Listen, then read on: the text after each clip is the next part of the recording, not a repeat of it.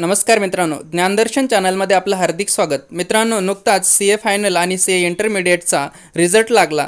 त्यात अनेक विद्यार्थ्यांना चांगलं यश मिळालं. मित्रांनो, व्हिडिओ सुरू करण्याअगोदर या रिझल्टमध्ये CA परीक्षेमध्ये जे विद्यार्थी पास झाले त्या सर्वांचं मी हार्दिक अभिनंदन करतो आणि आपल्या आजच्या व्हिडिओला सुरुवात करतो. मित्रांनो, आता आपला रिझल्ट लागला, पण आपण जे पेपर लिहिले ते कसे लिहिले ते आपल्याला जर परत बघायचे असतील, त्यामध्ये आपण काय चुका केल्या, मार्क कसे आपले वाढले किंवा कमी झाले, हे सगळं जर आपल्याला बघायचं असेल, आपण आपला पेपर कसा लिहिला आहे ते जर बघायचं असेल तर आपल्याला ते पेपर मागवावे लागतील. मग ते मागवण्यासाठी आपल्याकडे दोन पद्धती आहेत. एक म्हणजे ICAIच्या वेबसाईटवर जाऊन आपण आपले पेपर मागवू शकतो, किंवा दुसरी एक पद्धत आहे ती म्हणजे RTI थ्रू आपण 10 रुपयात अगदी सगळेच पेपर आपण मागवू शकतो. ICAIवर जास्त पैसे लागतील, पण RTI थ्रू आपण 10 रुपयात आपले सगळे पेपर मागवू शकतो. मग ते कसे मागवायचे हेच आपण आजच्या व्हिडिओमध्ये बघणार आहोत. तर मित्रांनो, जर RTI थ्रू आपल्याला जर पेपर मागवायचे असेल तर आपल्याकडे काय काय असणं आवश्यक आहे तर ते बघूयात. बघा, आपल्याला जर RTI थ्रू पेपर मागवायचे असतील तर आपल्याकडे ॲडमिट कार्ड असणं आवश्यक आहे, आपला रोल नंबर असणं आवश्यक आहे, एक RTI ॲप्लिकेशन आहे तो मी माझ्याकडे फॉर्मॅट आहे त्यानुसार तो आपण लिहू शकतो. आणि debit card, credit card, net banking कुठल्याही प्रकारचं आपल्याला पेमेंटसाठी आपल्याला पाहिजे. मग आता आपण बघूया की RTI थ्रू आपण ॲप्लिकेशन कसं करू शकतो. मग सगळ्यात प्रथम आपल्याला जायचं आहे क्रोमवर, आणि क्रोमवर जाऊन आपल्याला एक वेबसाईट टाईप करायची आहे, RTI ॲप्लिकेशन. इथे टाईप करायचं RTI ॲप्लिकेशन. मग हे टाईप केल्यानंतर बघा, पहिलीच लिंक आहे त्यावर आपण क्लिक करायचं. क्लिक केल्यानंतर आपल्यासमोर असा एक इंटरफेस ओपन होईल. हे बघा, अशा रीतीने आपल्यासमोर एक इंटरफेस ओपन झालेला आहे. मग आपण तिथे आपला RTIचं ॲप्लिकेशन करू शकतो. मग त्यासाठी काय करायचं, इथे बघा होम नंतर आहे सबमिट रिक्वेस्ट. मग सबमिट रिक्वेस्टवर आपण क्लिक करायचं. इथे काही गाईडलाईन्स दिलेल्या आहेत त्या आपण सगळ्या वाचून घ्यायच्या आणि त्याला I have read and understood the above guidelines इथे आपण टिक करायचे आणि सबमिट म्हणायचं. सबमिट म्हटल्यानंतर बघा, आपल्यासमोर असा एक इंटरफेस ओपन झालेला दिसेल. त्यानंतर आहे select ministry department apex body. इथे आपण एक बॉडी सिलेक्ट करायची. मग ती कोणती बॉडी आहे तर ती आहे मिनिस्ट्री ऑफ कॉर्पोरेट अफेअर्स. मग इथे आपण सर्च करायचं मिनिस्ट्री ऑफ कॉर्पोरेट अफेअर्स. त्यानंतर सिलेक्ट पब्लिक ऑथॉरिटी.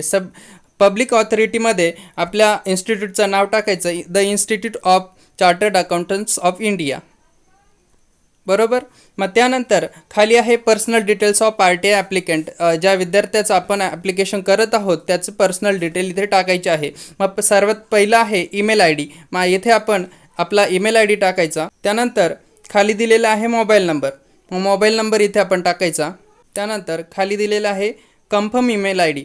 जो आपण ईमेल ID टाकला तो इथे कन्फर्म करायचा. त्यानंतर खाली आपलं नाव टाकायचं. नंतर आपलं जेंडर सिलेक्ट करायचं, मेल असेल तर मेल, फिमेल किंवा थर्ड जेंडर. त्यानंतर आपला ॲड्रेस खाली टाकायचा. संपूर्ण आपण इथे ॲड्रेस टाकायचा. आपला पिनकोड टाकायचा. कंट्री इथे सिलेक्ट करायची, इंडिया सिलेक्ट केली. त्यानंतर स्टेट सिलेक्ट करायचं. आपण जर आंध्र प्रदेश असेल, बिहार असेल, चंदीगड असेल, महाराष्ट्र असेल, आता मी इथे महाराष्ट्र सिलेक्ट करतो आहे. त्यानंतर स्टेटस, आपण रुरल एरियामध्ये राहता की अर्बन एरियामध्ये राहता ते आपण इथे सिलेक्ट करायचं. इथे रुरल मी सिलेक्ट केलं. आपण एज्युकेशनल स्टेटस, आपण लिटरेट आहोत की इलिटरेट. आता जर आपण CAचे विद्यार्थी आहोत म्हणजे लिटरेटच आहोत. बरोबर. मग इथे लिटरेट म्हणून आपण सिलेक्ट केलं आणि आपलं काय एज्युकेशन झालेलं आहे ते आपण इथे सिलेक्ट करायचं. मग इथे सिलेक्ट केलं मी अबव ग्रॅज्युएट. आपला फोन नंबर इथे आलेला आहे. मग त्यानंतर सिटिझनशिप, आपलं सिटिझनशिप इंडियन आलेलं आहे. Is the applicant below poverty line.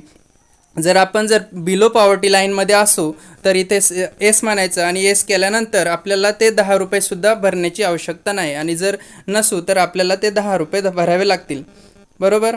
मग त्यानंतर आपल्याला इथे text for RTI request application. मग इथे आपल्याला ॲप्लिकेशन लिहायचं आहे. मग तो ॲप्लिकेशन कसा लिहायचा ते आपण आता सगळ्यात पहिले बघू. मग त्याचा मी एक फॉर्मॅट बनवलेला आहे, त्यावरून आपण तिथे लिहूया. मग इथून मी हा सिलेक्ट करतो, कॉपी करतो आणि तिकडे पेस्ट करतो. मग आता आपण या फॉर्मॅटमध्ये काय काय लिहिलेलं आहे dear sir madam, request you to provide certified copies of answer sheets under the Right to Information Act 2005. Below are my details for your reference. मग आता आपल्याला खाली आपले डिटेल्स टाकायचं, आपलं नाव टाकायचं, नंतर आपण कोणती एक्झाम दिलेली आहे ते टाकायचं. मग मी इथे टाकतो CA इंटरमिडिएट. त्यानंतर इयर ऑफ एक्झामिनेशन, आपण कोणत्या वर्षात आपली एक्झाम दिलेली आहे. मग इथे आपण टाकूया नोव्हेंबर 2023. त्यानंतर आपला इथे रोल नंबर टाकायचा. मग आपल्या ॲडमिट कार्डवर आपला रोल नंबर असेल त्यावरून आपण तिथे आपला रोल नंबर टाकूया. नंतर खाली आपला स्टुडंट रजिस्ट्रेशन नंबर टाकायचा, म्हणजे आपला WRO असेल, SRO असेल, NRO असेल, जोही असेल तो आपण इथे टाकायचा. इथे मी WRO टाकला. त्यानंतर आपला खाली मोबाईल नंबर टाकायचा, नंतर ईमेल ID टाकायचा आणि मग scan copy of the paper required is as follows. आपल्याला कोणत्या पेपरचं आपल्याला स्कॅन कॉपी पाहिजे ते पेपर आपण खाली लिहायचे. मग पेपर नंबर आणि सब्जेक्ट नेम, मग 1 2 3 4 5 6 7 8 आपले जे नसतील ते आपण डिलीट करायचे आणि जे असतील ते इथे ॲड करायचे. मग इथे मी पहिला पेपर टाकतो अकाउंटिंग, दुसरा पेपर टाकतो कॉर्पोरेट अँड अदर लॉज, तिसरा पेपर टाकतो कॉस्ट अँड मॅनेजमेंट अकाउंटिंग, चौथा टाकतो टॅक्सेशन. ही खाली जे आहे ते मी डिलीट करतो कारण ते मी दिलेले नाही. मग अशा पद्धतीने आपण इथे आपलं ॲप्लिकेशन लिहिलेलं आहे. मग त्यानंतर आपल्याला इथं सपोर्टिंग डॉक्युमेंट जोडायचं आहे. मग ते सपोर्टिंग डॉक्युमेंट काय असतं तर ते असतं आपलं ॲडमिट कार्ड. मग ॲडमिट कार्ड हे जोडायचं असतं, पण ते नेहमी आपलं PDF फॉर्ममध्ये पाहिजे आणि ते नेहमी 1 MB पेक्षा कमी त्याची साईज पाहिजे. मग आपण इथे चूज फाईल म्हणायचं. चूज फाईल केल्यानंतर आपल्याला फाईल्स ओपन होतील आणि त्यामधून आपण आपलं ॲडमिट कार्ड सिलेक्ट करून तिथे अटॅच करायचं आहे. इथे आपण आपलं ॲडमिट कार्ड जोडलेलं आहे आणि त्यानंतर आपल्याला इथे सिक्युरिटी कोड टाकायचा आहे.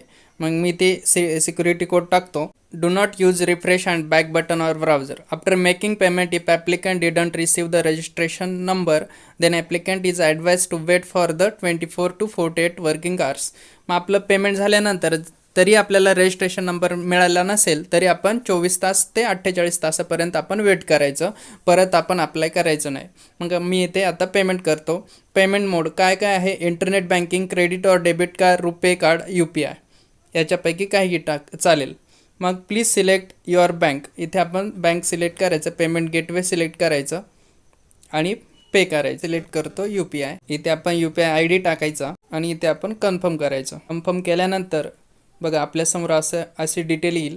आपण इथे कन्फर्म म्हणायचं आणि त्यानंतर आपल्या UPIचं जे ॲप्लिकेशन असेल त्यावर आपण तिथे पेमेंट ॲक्सेप्ट करायचं. मी इथे पे म्हणतो. अशा पद्धतीने आपण हे पेमेंट सक्सेस केलेलं आहे. Your transaction status is success. Okay.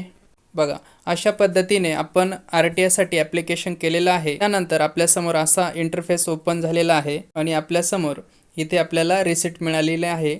आपण ही प्रिंट करू शकतो, सेव्ह करू शकतो. तर मित्रांनो अशा प्रकारे आपण RTI ॲप्लिकेशन केलेलं आहे आणि हे ॲप्लिकेशन केल्यानंतर 10 ते 15 दिवसात आपल्या मेलवर सगळे पेपर आपल्याला मिळतील आणि तोपर्यंत आपण स्टेटस चेक करू शकतो. जी आपण आता PDF सेव्ह केली त्या PDFमध्ये जो नंबर आहे तो नंबर टाकून आपण आपलं स्टेटस चेक करू शकतो. मित्रांनो व्हिडिओ कसा वाटला, व्हिडिओला लाईक करा, शेअर करा, कमेंट करा आणि ज्ञानदर्शन चॅनलला